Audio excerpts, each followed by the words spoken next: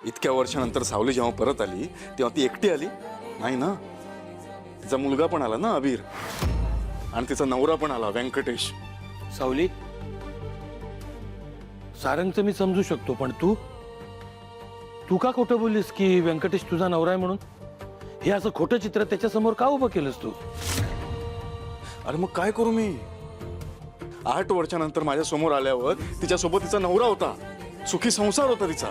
काय बोलायचं होतं मी की इतकी वर्ष मी तुझ्यासाठी थांबलोय, आणि हे ऐकल्यानंतर तिला बरं वाटलं असतं, अजून वाईट वाटलं असतं तिला. बघ, तिच्या सुखी संसारात मला मिठाचा खडा टाकायचा नाहीये. बाबा, त्यांचं लग्न झालंय.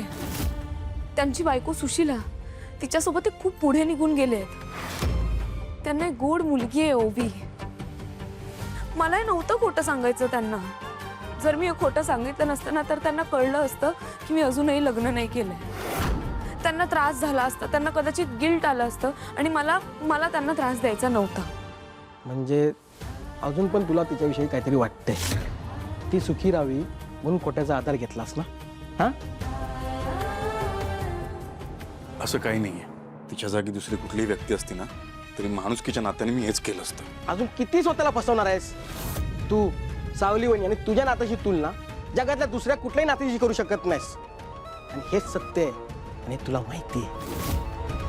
हे बघ साऊ, मी तुला वचन दिलंय की तुझं सत्य मी कधीही कोणासमोर आणणार नाही, आणि मी ते वचन मोडणारही नाही. पण मला अजूनही असं वाटतंय तू एकदा तरी खरं सांगावं सारंगला. नाही बाबा, हे सत्य कोणत्याही परिस्थितीत त्यांना कळता कामा नये. बरं, सारंगचा विचार करून तू खोटं बोललीस, पण हे खोटं नाटक रचताना व्यंकटेशला काय वाटेल याचा विचार केलास तू? या सगळ्यात त्याचा काय संबंध आहे? त्या बिचारीची का फरफट करतेस तू? बाबा, ते माझे चांगले मित्र आहेत. मला खात्री आहे माझी परिस्थिती ते नक्की समजून घेतील. तू हे सगळं तुझ्या मनाशी गृहीत धरलंयस. तू ह्या विषयावर साधं त्याच्याशी बोललीस तरी का? की परस्पर त्याला नवरा बनवून मोकळी झालीस? सारंगचा विचार करून एवढं मोठं असत्य तू उभं केलंस ना, म्हणून म्हणतो मान्य कर, तुझं अजूनही सारंगवर प्रेम आहे. अजिबात नाही. माझं त्यांच्यावर जीवापाड प्रेम होतं 8 वर्षांपूर्वी.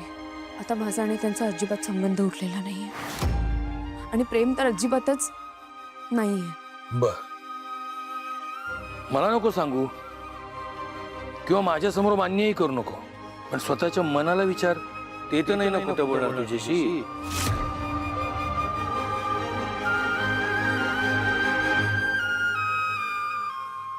खोटं बोलतोयस तू? तुला ना मी चांगला ओळखतो. तू किती नाही बोललास ना तरी सावली वहिनीवरती अजूनही तेवढंच प्रेम आहे. नाहीये माझं प्रेम वगैरे काही नाही वाटत मला तिच्या बाबतीत, आणि आता वाटून काय फायदा? ठीक आहे, आता जातो आणि तिला सांगतो की तुझं लग्न झालं नाही म्हणून. फार फार काय होईल, तिला त्रास होईल ना, तुझं काय त्यात. चल. हे थांब, बघ असलं काही करणार नाहीस तू. एक वेळ मला त्रास झाला तर मी सहन करू शकतो, पण तिला जर त्रास झाला ना खरं सहन नाही होत माझ्याकडून. आणि तरी जर तू हे केलंस तर खरं सांगतो त्या क्षणाला आपली मैत्री संपली. मला माझ्या प्रश्नाचं उत्तर मिळालं.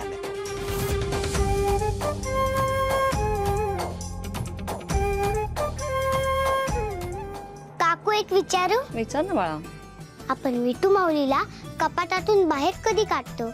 म्हणजे त्या दिवशी सगळे गुरुकुलात जात होते तेव्हा तर आपण विटू माऊलीची पूजा करत होतो ना. मग आता काय झालंय? कुणी काय तुला ओरडलं का? नाही बाळा, कोणीच रागवलेलं नाहीये माझ्यावर. पण तू खूप हुशार आहेस, सगळं आठवतं तुला. ओवी बाळा, कसं असतं माहितीये, या विठुरायाची माऊलीसारखी माया असते आपल्यावर. पण आपण काय करतो? आपण फक्त संकटात असताना, प्रॉब्लेम्स मध्ये असताना त्याच्याकडे धावत जातो, हो की नाही? पण मग असं केलं तर त्याला वाईट नाही का वाटणार? म्हणूनच आपण जेव्हा आनंदात असतो, सुखात असतो, तेव्हाही त्याची आठवण काढायला पाहिजे, त्याचे आभार मानले पाहिजेत, त्याला थँक्यू म्हणायला पाहिजे, हो की नाही? आणि आता माझं मन मला सांगतंय की या घरातले आता सगळे प्रॉब्लेम्स दूर होणार आहेत, सगळी भांडणं मिटणार आहेत, पूर्वीचे आनंदाचे दिवस या घरात परत येणार आहेत. अरे वा, हे झालं तर किती छान होईल ना. हो ना? मग चला त्याचे आभार मानूया, त्याला थँक्यू म्हणूया. हो अमृता काकू, विटू माऊली थँक्यू सो मच. असेच आम्हाला सगळ्यांना आनंदात ठेव. Water bottle, cap, raincoat. काकू, एक गोष्ट राहिली. आता काय सगळं आणलंय आपण? स्वेटर. अरे हो की ग, आपण त्या दुकानात गेलो, नंतर घेऊ म्हटलं आणि विसरूनच गेलो. पण नको काळजी करू, मी घेऊन येईन नंतर. हं? अजून काय आणायचंय का? अख्या किती बॅग्स आहेत? कसली शॉपिंग एवढी? काय सगळं मार्केट उचलून आणलंस की काय? काय चाललंय नेमकं मला सांग नीट. अगं ओवी कॅम्पला चालली आहे 3 दिवसांसाठी. माझ्या तोंडावर मी मूर्ख असं लिहिलं, कॅम्पला चाललीये म्हणे. शाळा सुरू झाली नाही अजून, कसल्या कॅम्पला चाललीये? कोणाला मूर्खात काढतेस ग तू? मोनिका अगं शाळेचा कॅम्प नाहीये, तिच्या गुरुकुलचा कॅम्प आहे. गुरुकुलाचं कोण कोण चाललंय तिकडे? गुरुकुलातले सगळेच. सगळे म्हणजे त्या लहान लहान मुलांसोबत पाठवणार आहेस फक्त तू ओवीला? हा, कोणी मोठं जाणार आहे की नाही तुमच्यातलं? पेरेंट्स वगैरे जाणार असतील ना? ए, तुझे टीचर वगैरे येणार आहे का? त्या टीचरचं मला नाव आणि नंबर देऊन ठेव. सांग टीचरचं नाव काय? ओवी बाळा, बाबांनी सांगितलं होतं ना की घरी पोचल्या कॉल करा. विसरलोच आपण. जा पटकन त्याला कॉल करून ये जा. काळजी करत असेल अगं तो. जा. Good girl. असं स्मार्टली पळवलंस ना तिला.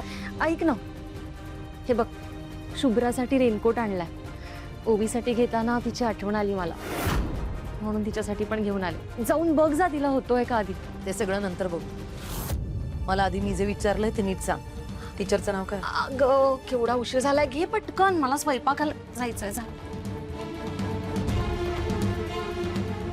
शाणी अमृता.